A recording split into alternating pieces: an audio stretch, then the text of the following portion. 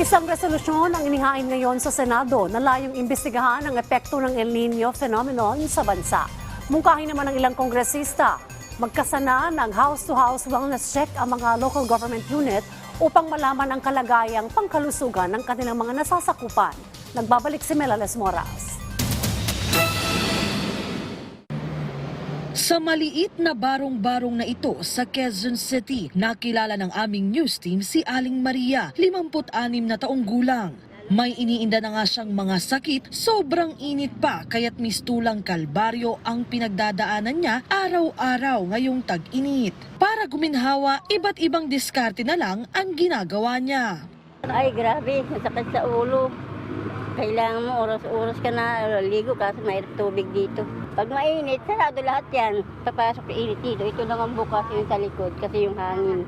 Paalala ng mga kongresista, sa gitna ng matinding init ngayon, dapat ay paigtingin pa ng mga lokal na pamahalaan ang pagbabantay sa kanilang mga nasasakupan. Mungkahi ni House Committee on Senior Citizens Chair Rodolfo Ordanes, mainam kung magkakasana ng house-to-house wellness check ang mga LGU. Anya, pwedeng atasan ng mga alkalde na magbahay-bahay ang mga barangay health worker, tanod o social workers para kumustahin at alamin ang pangailangan ng ating mga kababayan na lubos na apektado ng sobrang init.